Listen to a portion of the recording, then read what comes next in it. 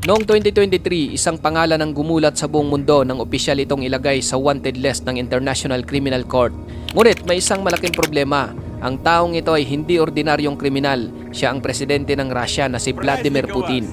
Pagkalipas lamang ng isang taon, isa na namang makapangyarihang lider ang nadagdag sa listahan, ang Prime Minister ng Israel na si Benjamin Netanyahu. Dalawang lider, dalawang digmaan, dalawang arrest warrant. Pero hanggang ngayon, wala pa ring ni isa sa kanilang nahuhuli. Kaya ang malaking tanong, bakit hindi kayang galawin ng ICC ang dalawang makapangyarihang lider na ito? Nagsimula ang kaso laban kay Putin kasunod ng lumalalang digmaan sa Ukraine. Noong February 2022, inilunsad ng Russia ang full-scale invasion laban sa Ukraine. Sa loob lamang ng ilang araw, nagbago ang buong security landscape ng Europa. Mga lungsod na dating tahimik ay biglang napuno ng missile strikes, sirens at evacuation convoys.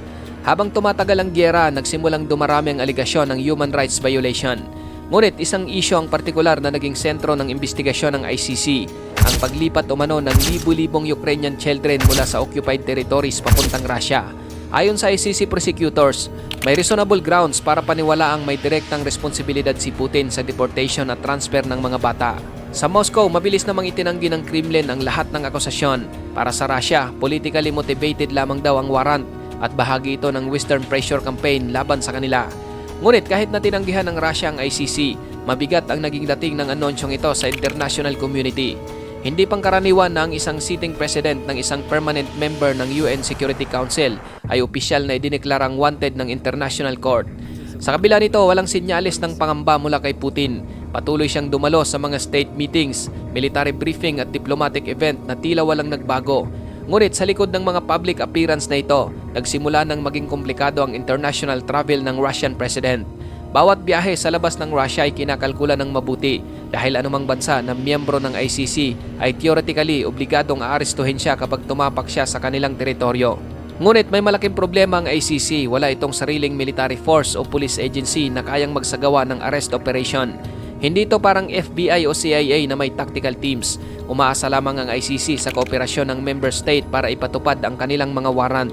At dito nagiging mahirap ang sitwasyon kapag ang target ay isang makapangyarihang leader.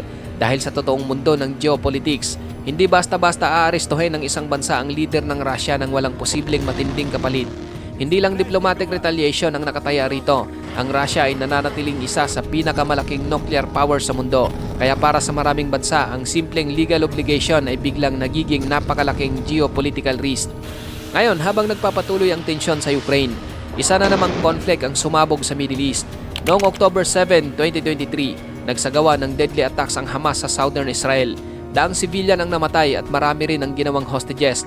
Agad na tumugon ng Israel sa pamamagitan ng malawakang military campaign sa Gaza. Sa loob ng ilang buwan, naging sentro ng global attention ang gyera. Araw-araw laman ng balita ang mga airstrike, pagguho ng mga gusali, humanitarian crisis at civilian casualties. Habang tumitindi ang operasyon ng Israel, nagsimula ring lumakas ang pressure mula sa international organization at human rights group na imbestigahan ang posibleng war crimes. Noong 2024, inanunsyo ng ICC prosecutors na humihiling sila ng arrest warrants laban kay Netanyahu at ilang iba pang personalidad kaugnay ng Gaza conflict. Ayon sa prosecutors, may reasonable grounds umano para paniwala ang may mga crimes against humanity at war crimes na nangyari sa operasyon. Kabilang sa aligasyon ang paggamit umano ng starvation bilang bahagi ng warfare at hindi sapat na pagprotekta sa mga sibilyan. Mariing itinanggi ito ng Israel para kay Netanyahu. Absurd at anti-Israel propaganda lamang ang mga aligasyon.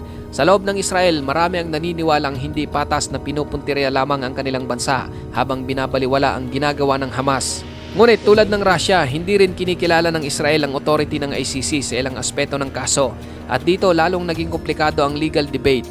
Ayon sa ICC, mayroon silang jurisdiction dahil kinikilala nila ang Palestine bilang member state ng Rome Statute Framework. Ngunit para sa Israel at ilan nitong allies, questionable umano ang legal basis nito dahil dito ang usapin ay hindi na lamang simpleng criminal investigation. Naging banggaan na rin ito ng international law, sovereignty at geopolitics. Habang lumalalim ang debate, mas lalong nahahati ang global community. May mga bansang sumusuporta sa ICC at naniniwalang walang leader ang dapat maging angat sa batas. Ngunit mayroon ding naniniwalang ginagamit ang international justice bilang political weapon laban sa mga bansang hindi kasundo ng West. Sa gitna ng lahat ng ito, nagsimulang mapansin ng maraming observers ang isang pattern.